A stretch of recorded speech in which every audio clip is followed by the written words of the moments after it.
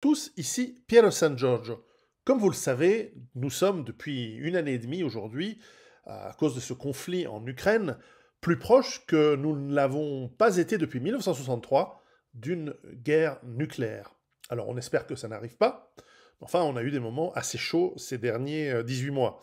Alors évidemment j'ai écrit il y a déjà maintenant 2016, donc ça fait pas mal d'années, un livre, voici la version américaine, anglaise de ce livre, NRBC en français, qui traite de comment nous faisons pour gérer les problématiques, bon, en anglais, chimiques, biologiques, les virus, etc., bien avant ce qui s'est passé, évidemment, radiologiques et nucléaires. Alors, pour la partie radiologique et nucléaire, évidemment, la guerre nucléaire, c'est un petit problème, parce qu'il y a des radiations issues des explosions et surtout des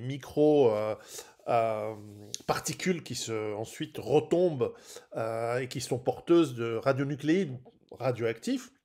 Et puis, bien sûr, en plus de ça, il y a le problème de l'accident de centrales nucléaires, type Tchernobyl ou Fukushima, qui est toujours possible. Alors c'est assez rare et difficile, mais enfin c'est possible. Surtout si les compétences disparaissent et qu'on met en place des équipes autogérées issues de la diversité qui vont gérer nos centrales nucléaires. Vous allez voir, ça va se faire ça.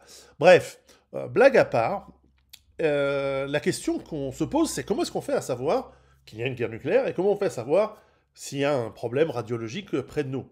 Alors vous allez me dire, mais ça va se voir, on va nous le dire. C'est pas sûr. Alors on va nous le dire.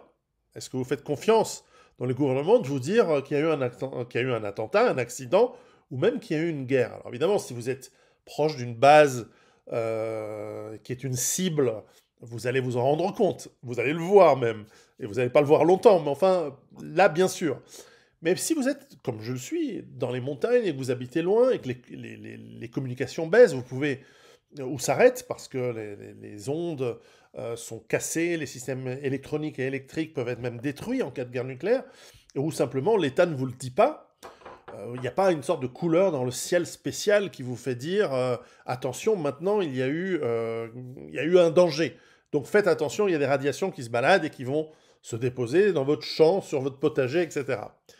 Plus prosaïquement, et peut-être même de manière plus réaliste, s'il y a un accident, comment est-ce que vous faites pour savoir si le vent a apporté ces poussières chargées en radionucléides vers chez vous ou pas?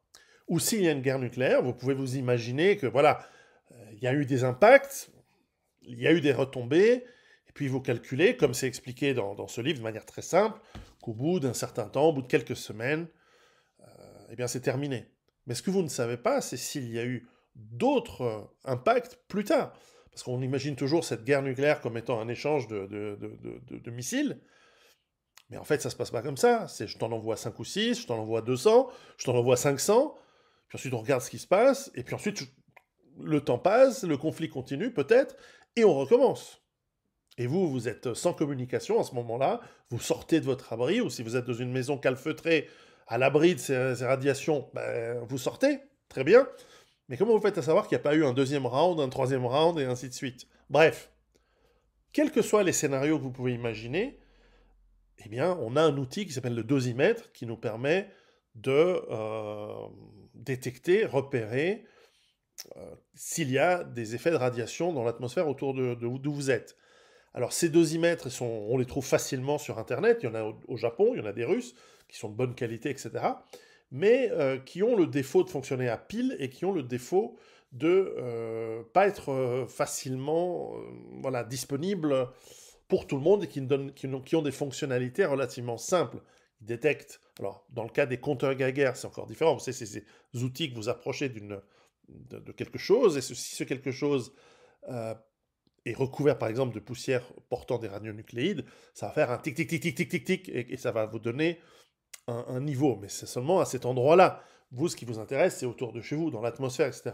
C'est pour ça qu'au Japon, où il y a eu Fukushima, pratiquement tout le monde en a. Chaque famille et dans chaque maison, vous trouvez un petit dosimètre, c'est un petit tube que vous allumez qui vous donne le niveau de microsieverts qui sont dans l'air en ce moment-là. Les Russes en ont aussi. Suite à Fukushima, ça a été un marché euh, florissant. Et vous pouvez les acheter. Alors évidemment, les notices sont en japonais ou en russe, mais enfin, ils sont très bien, j'en ai déjà parlé. Eh bien, récemment, comme je vous avais déjà présenté des produits de Mira Mira, c'est une société basée aux États-Unis qui revend ou qui, en l'occurrence, va faire fabriquer des produits spécifiquement pour les problèmes nucléaires ou chimiques, etc. Et je vous avais présenté certains de leurs masques à gaz qui sont excellents, ils sont de fabrication italienne à la base. Mais aujourd'hui, j'ai regardé et j'ai acheté chez eux un produit qui s'appelle le Mira Geiger 2 et qui est exceptionnel. C'est probablement, d'un point de vue de qualité et d'utilisation, le meilleur truc que j'ai vu depuis 10 ans, depuis 15 ans. Pas spécifiquement de tous les produits, mais spécifiquement pour la partie radiologique nucléaire, il est génial. Alors, il vient dans un emballage qui est bien conçu, il y a une notice explicative. Voilà, enfin une notice explicative facile, qui fonctionne pour moi, donc pour un enfant de 4 ans. Vous pouvez lire, ça explique parfaitement en 2 pages recto verso qu'est-ce qu'il y a et comment ça s'installe. Il n'y a absolument rien installé. Et comment ça fonctionne, quel bouton appuyer. Prenez-en de la graine Ikea, c'est vachement bien expliqué. Et puis vous avez donc ce compteur Geiger qui est petit, il peut tenir dans une poche, etc. En plus, c'est pas cher, c'est dans les 200 balles. Et ce qu'il fait, c'est qu'il vous donne exactement. Alors, il y a une partie de détection qui peut fonctionner soit si vous le mettez sur un. Voilà, est-ce qu'il y a sur un endroit spécifique, soit qui mesure les microsieverts qu'il y a dans l'air. Est-ce que je suis dans la bonne direction? Et qui a plusieurs fonctions. Alors voilà, si j'appuie sur le bouton, il a la fonction de cumuler quels sont les microsieverts cumulés. Donc la version d'avant, il vous donnait l'heure. Il vous donne la version cumulée. Il y a une version de gestion du temps. Et bien sûr, il vous donne en temps réel, voilà, le niveau de radiation qu'il y a. Alors dans les montagnes en Suisse, avec du radon, etc., ça c'est tout à fait normal. Peut-être qu'en plaine, ce sera un petit peu plus bas.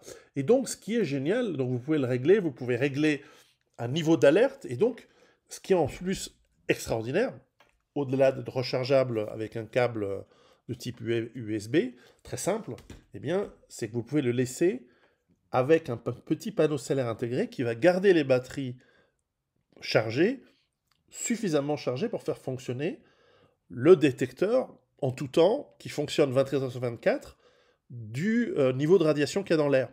Et vous pouvez régler un niveau de radiation, donc on vous explique comment le faire, c'est très simple, qui va vous dire, ben voilà, moi, à partir de 0,50 microsieverts par heure, je veux qu'il y ait une alarme pour me dire, ah, il y a quelque chose qui se passe, je vais regarder les nouvelles. Parce que vous êtes comme un abruti dans votre jardin en train de faire votre potager, et vous ne savez pas que le niveau de radiation est en train d'augmenter. Et bien avec ça, vous avez une petite alarme. Donc pour vos sacs d'évacuation, pour votre maison surtout, c'est génial parce que ça va vous donner le niveau de sécurité qu'il y a autour de vous.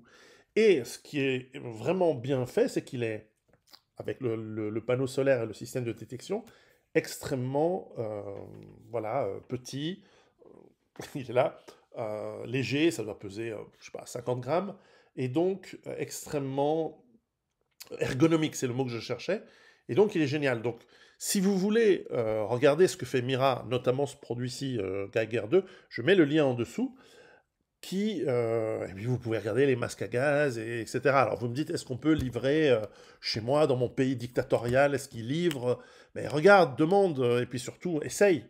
Mais en tout cas, ça c'est bien sûr totalement livrable partout dans le monde. Et donc, il est génial. Et donc ça fait une semaine que je l'ai chez moi, qui fait bip bip, alors il suffit de le rallumer, voilà. Et il va me donner le niveau de... Alors, je vais le régler sur le niveau de détection. Voilà. Donc là, il me dit 14, 15, etc. microsieverts par heure. C'est largement dans les normes. Hein. Largement, c'est bas. Et donc, vraiment, le truc à avoir. S'il y a des gadgets électroniques, alors on ne peut pas appeler ça un gadget. Vous cherchez un dosimètre, vous êtes un peu flippé par les radiations. Vous le mettez chez vous, vous le laissez charger ou au soleil, à la lumière, et il va vous dire, il va faire un petit bip si vous dépassez le niveau que vous avez programmé. Et ça, alors moi je l'ai programmé à 100 sieverts, mais c'est excellent. Vraiment, c'est ce qu'il nous faut. Donc, je vous laisse le lien ci-dessous. Après, si on veut discuter de tout ça, on se retrouve sur Patreon, on se retrouve sur Telegram. mais je sais pas, 15 ans que je me prépare, plus 20 ans bientôt que je me prépare, ça, c'est le truc qu'il fallait. Ça nous manquait. Alors je vous en avais déjà parlé des modèles russes ou japonais qui sont très bien, mais celui-ci avec cette idée de panneau solaire qui le garde constamment fonctionnel et que vous pouvez laisser sur votre balcon allumé constamment, c'est parfait. C'est vraiment une très très bonne idée qu'ils ont eue. Donc je vous laisse le lien ci-dessous et on se retrouve sur Patreon pour toutes les autres informations et nouvelles qu'on a. À très bientôt, préparez-vous.